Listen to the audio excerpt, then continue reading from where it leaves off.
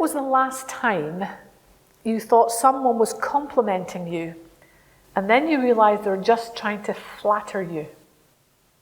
You know, someone you know, or a friend who knows someone who knows you, comes up and says, I don't know, I've heard that you are a skilled photographer. My friend showed me the photos you took of their children/dog/cat, and they're amazing. I'm wondering if you would be open to coming to our church fair and taking some photos for us to put on our website. Or some such other skill or favour. Or maybe you've been the one dishing out the flattery in hope of a favour in return.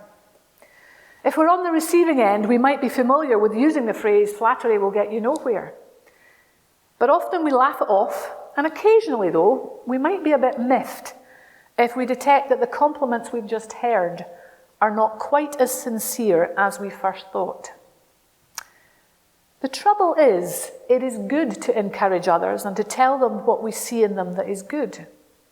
Where the challenge comes, particularly as it relates to our text this morning, is our motive. Why are we telling them this? To butter them up for our own ends? Or because we genuinely value them and are respectfully asking for help?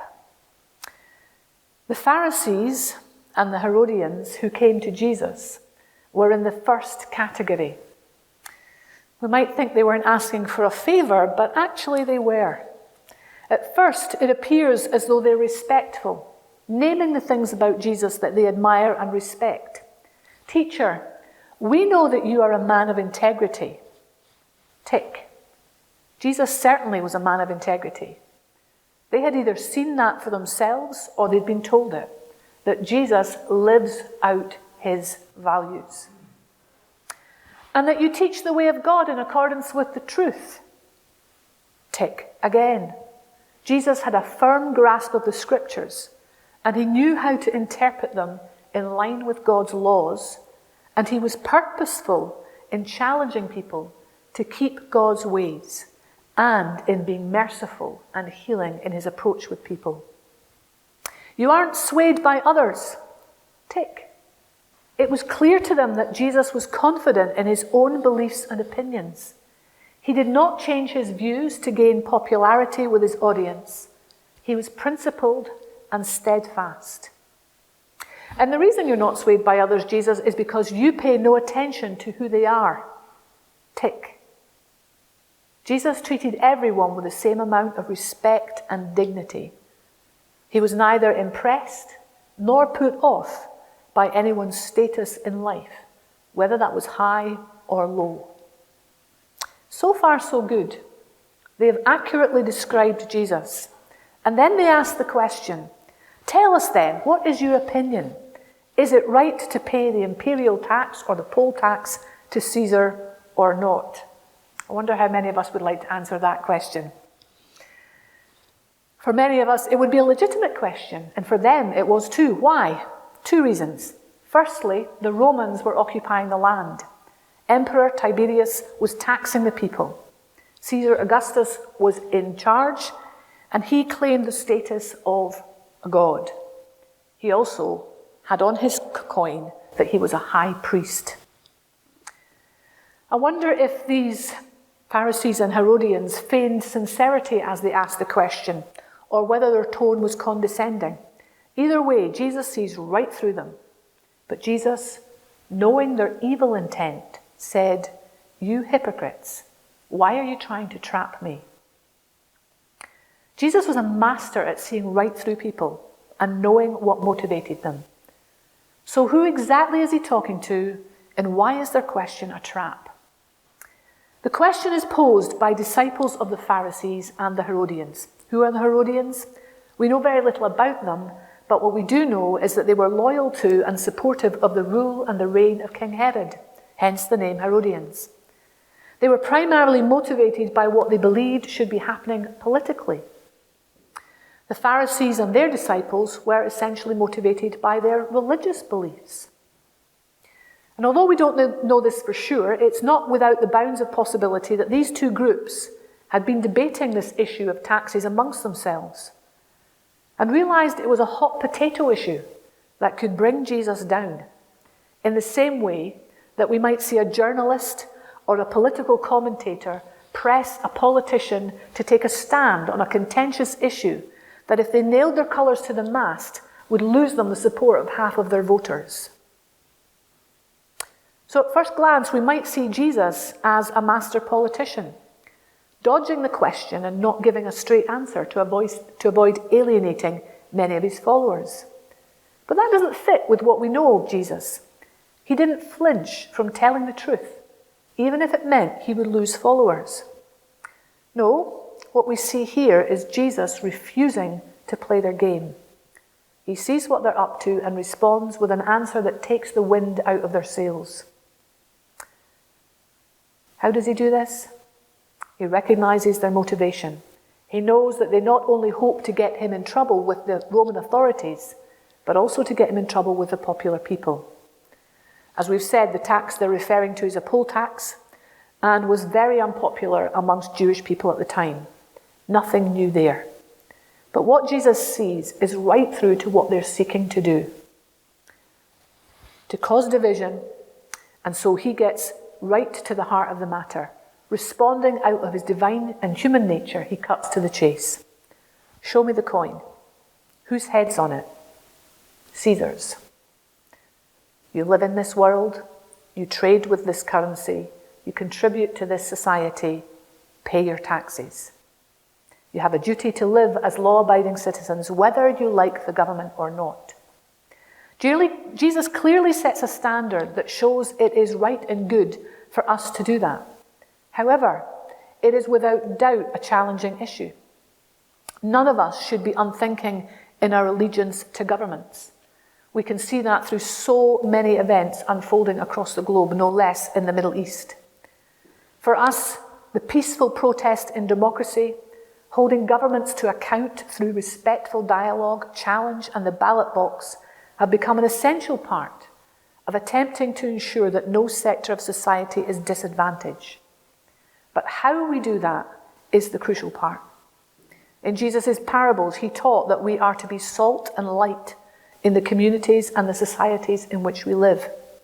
To use Eugene Peterson's paraphrase of the Bible from Message, we are to live in such a way as to bring out the God flavours in what is happening around us. And that brings us to what Jesus says next.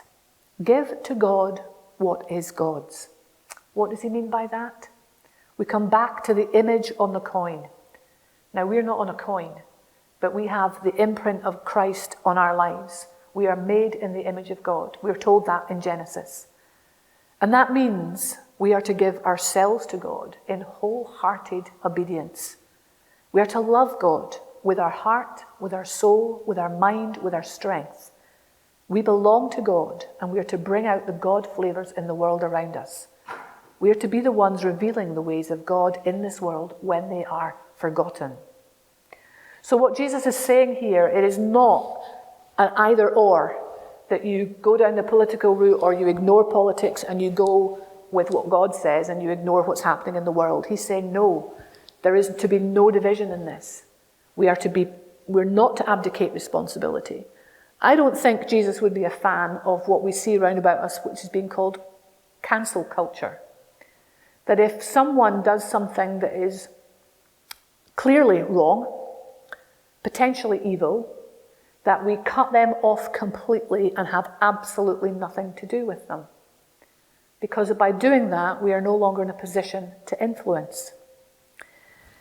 That's not easy, and great wisdom is required. But what Jesus is about is respect. He's about looking at the human beings that are in front of him. Yes, there are tough times ahead. But our calling as children of God is to have those imprints on our life that Jesus showed. The integrity.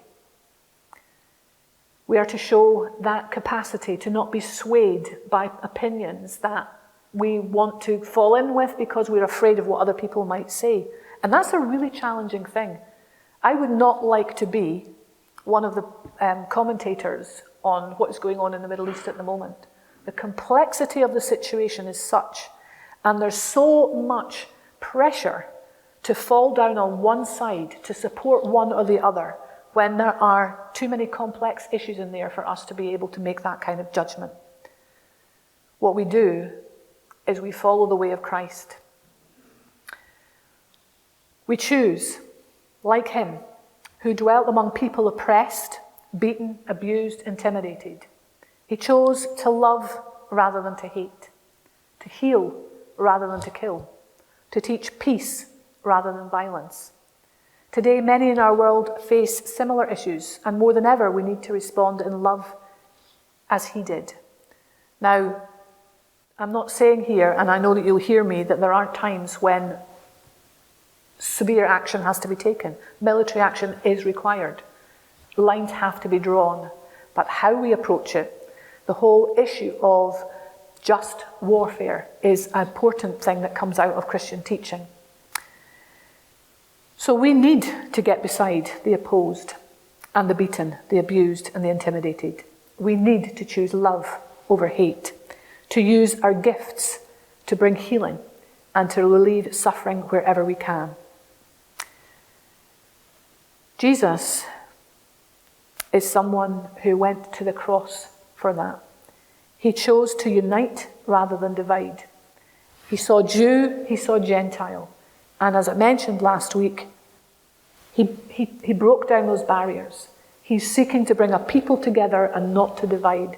So as children of God, that is to be the biggest impact on our life. When we hear us against them, we need to ask really serious questions. That's what these Herodians and Pharisees were seeking to do.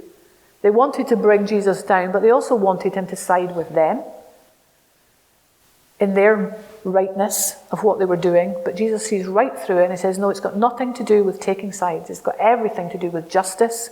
It's got everything to do with mercy. It's got everything to do with compassion. It's got everything to do with duty.